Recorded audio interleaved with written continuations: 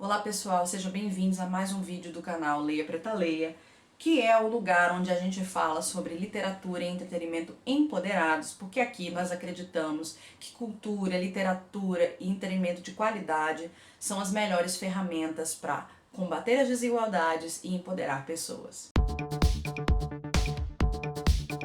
Esse mês de novembro é o mês da consciência negra no Brasil e eu vou dedicar os conteúdos dos meus dois canais, tanto o Friuini quanto esse, o Leia Preta Leia, para falar sobre conteúdos de negritude. E como o Leia Preta Leia é voltado para cultura, literatura e entretenimento, aqui a gente vai falar sobre literatura, sobre filmes, sobre documentários voltados para a negritude.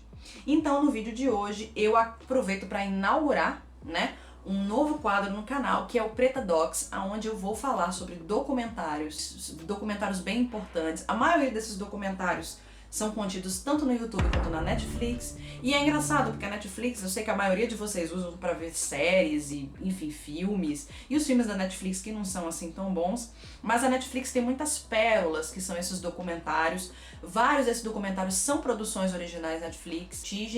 E nesse vídeo eu vou falar sobre o documentário A Morte e Vida de Marsha P. Johnson.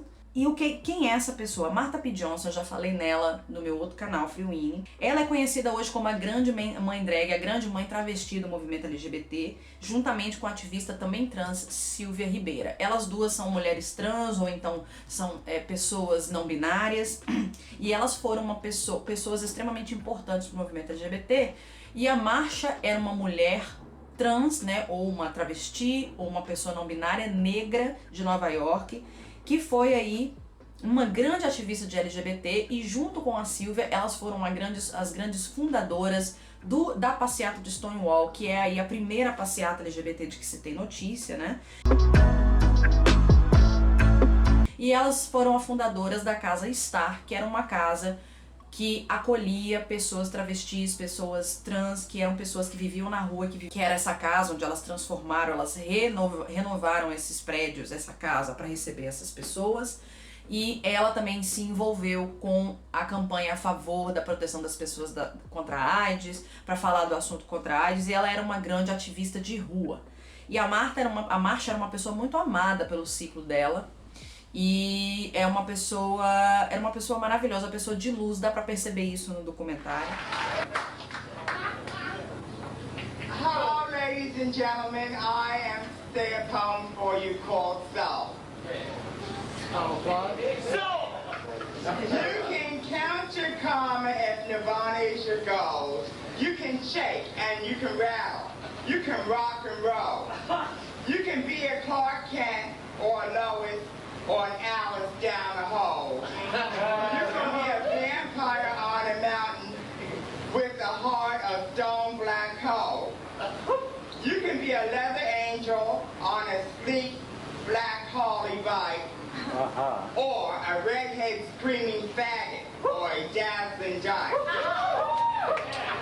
You can lock yourself in a closet in a fine meat stove, but it really doesn't matter if you ain't got. O grande problema que é a base do documentário é o fato de que a Marsha morreu em situações bastante complexas, bastante que a gente pode desconfiar. Dia 6 de julho, depois do 4 de julho, que é o dia da independência americana, ela apareceu boiando no rio Hudson, ali perto do Village, em Nova York. Na época, a polícia tratou isso como suicídio, embora ninguém tenha acreditado que foi suicídio. A maioria das pessoas acham que foi crime de transfobia.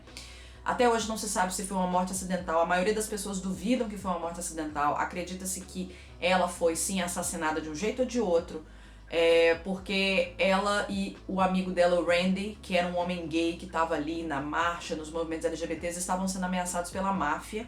E até hoje esse é chamado de um cold case, ou seja, um caso morto, um arquivo morto. O documentário se passa quando a gente parte do projeto Antiviolência de Nova York. O projeto Antiviolência existe desde a década de 80 e ele é um projeto para dar suporte a pessoas em situação de risco, principalmente LGBTs. E esse é o projeto que ajuda, por exemplo, em julgamentos contra crimes de homofobia, LGBTfobia, transfobia. Ele ajuda as pessoas a melhorar de vida, ajuda as pessoas com intenções suicidas. E aparece a personagem da Victoria, que é uma travesti, uma trans idosa já, né, que trabalha nesse movimento desde 96, se eu não me engano.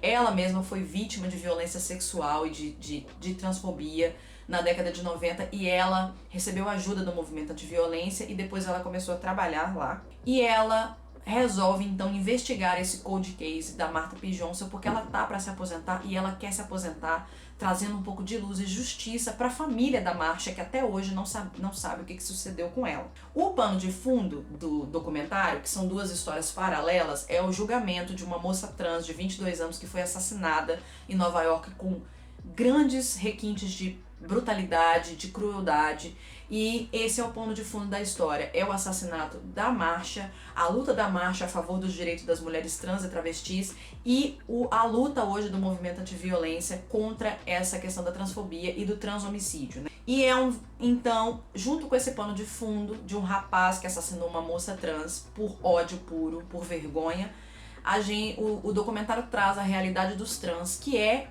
da sigla LGBT, são as pessoas que menos têm visibilidade, que mais sofrem preconceito, porque os trans sofrem preconceito e transfobia fora e dentro do movimento LGBT.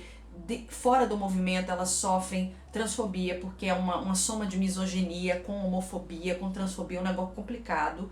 Elas são consideradas menos do que seres humanos e dentro do movimento LGBT, porque algumas pessoas acham que essas pessoas não existem, né, que não são de verdade. Inclusive o Brasil hoje é considerado o campeão em assassinato de pessoas trans. Morrem no Brasil mais de 160 pessoas trans por ano.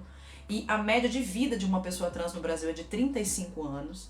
Os Estados Unidos, nesse ranking horroroso, está em terceiro lugar. É o terceiro país que mais mata trans no mundo, né?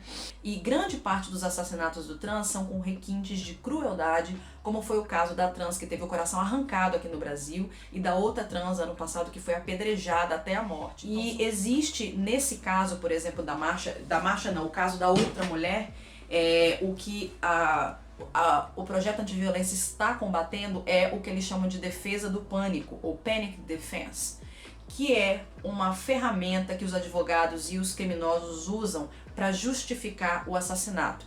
Que é o quê? O cara dá em cima dessa mulher, descobre que essa mulher não é mulher e ele fica num pânico tão grande, de envergonhado, que ele possuído por um espírito animalesco e mata esta pessoa, esse ser humano com requintes de crueldade.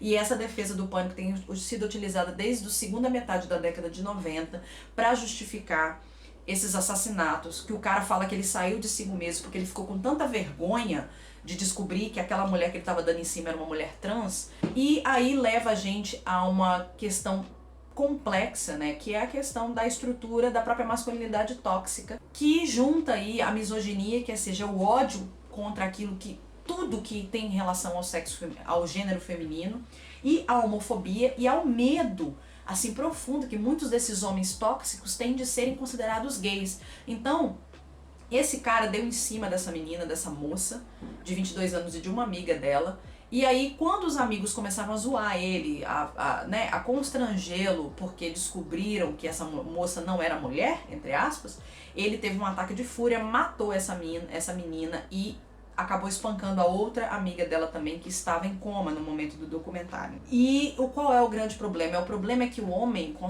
esse homem tóxico considera a mulher como algo inferior a ele. E aí o trans, que é um homem que resolveu virar mulher, como é na cabeça desse povo, é ainda inferior à mulher, então é um sub-humano, é um humano menor do que humano, então eles justificam isso por esse tal desse pânico, que é uma grande mentira. Hoje a justiça não está nem aceitando mais a questão do crime passional. O crime passional é uma das coisas que é utilizada para justificar o homem matar a mulher, mas toda hora é difícil a gente ver um caso do crime passional que foi a mulher que matou o homem, né? E a gente deve existir aí na história alguma moça que ficou muito chocada de descobrir que o homem que ela estava era um homem trans, um homem que não tinha pênis, mas você não ouve falar que essa mulher espancou esse homem trans até a morte, né, gente? Mas o contrário a gente ouve. E aí voltando ao documentário, o documentário fala desse pano de fundo e fala sobre a vida da Marsha, né? E tem muitas gravações sobre a Marcia, e toda vez que eu vejo a Marcia falando, eu vejo um sorriso no meu rosto, porque ela parecia ser uma pessoa especial. A Marcia era considerada uma santa pelas pessoas que moravam no Village, porque era uma pessoa que ela dedicou a vida dela a ajudar as outras pessoas, do jeito que ela podia. Ela adotou gente pra vida dela, era amiga de vários gays e trans e drag queens do bairro, e ela protegia aquelas moças, e ela também foi obrigada a se prostituir até que ela se tornou esse grande marco, né, da história. Aí passa pelo momento em que ela e a Sylvia ajudam a criar aí o movimento de Stonewall, e que era um movimento que foi liderado por mulheres trans, por travestis e por lésbicas. Tinha homens gays também, mas as principais pessoas fundadoras do movimento de Stonewall eram essas mulheres trans e essas mulheres lésbicas. Pra você ver, né? Você quer uma coisa bem feita, entrega na mão de uma travesti e de uma lésbica que elas vão fazer direito. Passa a forma que a Sylvia Rivera monta a Casa Star, tem a ideia de montar a Casa Star, e a Marcia vai morar lá com ela e ajuda nesse projeto. Durante anos elas instituem essa casa e ajudam a sustentar. E aí a Marcia fala muito sobre a questão da proteção contra as mulheres travestis e as trans, que são mulheres de rua. Inclusive a Casa Star é voltada para essas pessoas que vivem na rua, ou seja, pessoas que vivem com prostituição, que são as maiores vítimas de violência. E aí passa por uma fase bem complexa depois de Stonewall, que depois de Stonewall, a marcha LGBT se torna uma coisa institucionalizada, mas aí as travestis e as trans são esquecidas e deixadas de lado. Até que chega o ponto, Parada Gay na época, Parada Gay de 73, eles humilharem a Sylvia Rivera em cima do palco. Hi, lady!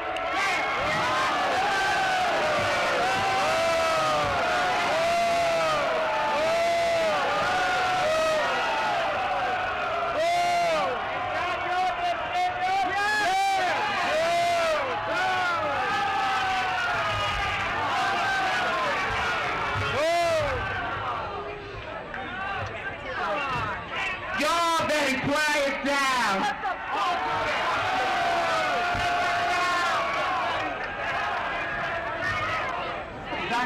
Nothing. I've been trying to get up here all day for your gay brothers and your gay sisters in jail. They write me every motherfucking week and ask for your help. And you all don't do a goddamn thing for them. Have you ever been beaten up and raped in jail? Porque ela estava ali tentando se envolver com o movimento, mas eles simplesmente quiseram excluir, porque aquelas pessoas de gênero transitório, de gênero fluido, eram vergonhosas para as outras pessoas do movimento LGBT. A Sylvia é humilhada, ela tenta se suicidar e a marcha dá apoio para ela, e naquele momento realmente a Sylvia cai aí num desespero, a vida dela ela começa a se envolver com drogas, com álcool, enfim. O documentário descreve a Marcia como essa pessoa de luz e parece realmente nos vídeos. Toda vez que ela aparece, realmente meu olho enche d'água. É um documentário pesado, tá, gente? Não tô falando aqui que é um documentário facinho. Mas aí mostra também a fama da Marcia, como a Marcia fica super famosa, inclusive sendo pintada, sendo fotografada pelo Andy Warhol. E por fim, a questão da morte da Marcia, que até hoje ninguém sabe como foi que aconteceu. Embora todo mundo saiba que não foi suicídio, tá? E a questão do envolvimento do Randy dela com a máfia italiana de Nova York, e que eles sofreram muitas ameaças, então provavelmente essas pessoas foram responsáveis pela morte da máfia. E aí a Vitória vai atrás de várias testemunhas e muitas pessoas não querem falar sobre o assunto até hoje, policiais e inclusive pessoas do movimento LGBT da época não estão satisfeitas, não querem falar sobre o assunto até hoje. E ao mesmo tempo uma parte muito legal, que o documentário entrevista várias pessoas fundadoras do movimento LGBT e da marcha de Stonewall. Pois é, pessoal, essa é a minha recomendação de documentário de hoje. É um documentário maravilhoso da Netflix, recomendo muito que vocês assistam. O documentário é legendado em português. Se você gostou desse vídeo, por favor, dê apoio a esse canal se inscrevendo aqui e dando like no vídeo. Pra você que acabou de chegar pelo canal Leia Preta Leia, eu tenho um outro canal chamado Freewin, que já existe aí há quase 2 anos. E você também pode encontrar o Leia Preta Leia no Instagram, no @LeiaPretaLeia, onde terão esse e mais outros conteúdos. Então é isso. Até mais!